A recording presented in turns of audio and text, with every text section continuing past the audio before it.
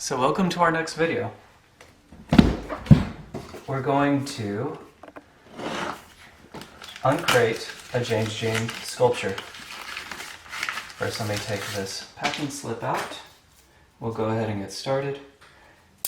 I noted in another video that there's two sides to this crate. One side has screws. The other side has tape and staples. You do not want to tear at the tape and start pulling the staples out. Rather, just go for the screws. That's how it was constructed and meant to be unboxed. So we're going to pull all these screws. As noted in the other video,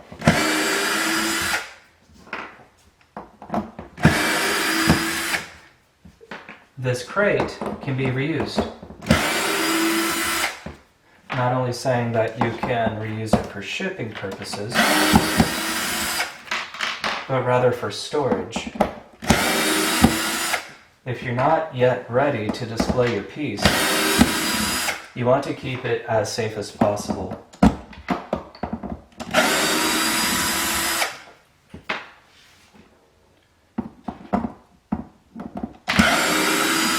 With this, it was originally intended to be a wall piece.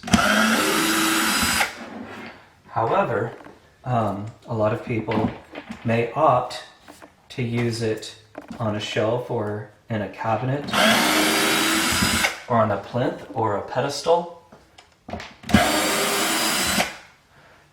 It is considered a sculpture,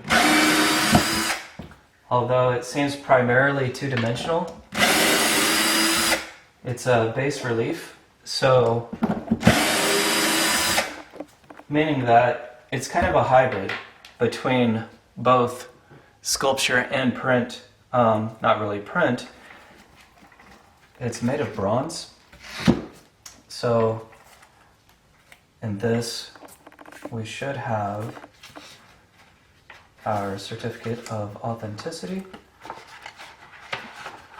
Let me see the best way to maybe release. I feel like I need to cut the paper if I don't want to compromise damaging the certificate. I'm not going to worry about the certificate right now. But if you do look into the certificate, it shows the edition, and it shows James Jean's signature right there. It's hand signed. The edition is only 54, and then it gives the description. In centimeters, this measures 38.8 by 30.3 by 4.4 centimeters. It's a carved relief sculpture made from steel, which has been polished and heat treated before mounting to a custom-made solid hard maple frame, hand finished with a pickling whitewash stain. So, wow, that's a great description.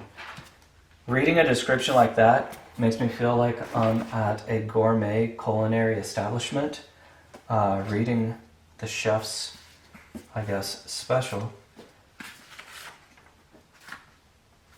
So we have this nice little Avant sticker, and then another Avant hand screen printed canvas tote bag.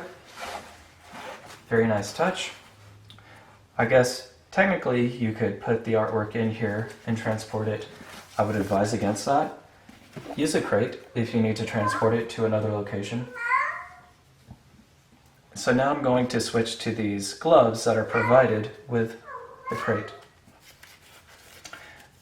Please ignore the background noise from my kitty cat.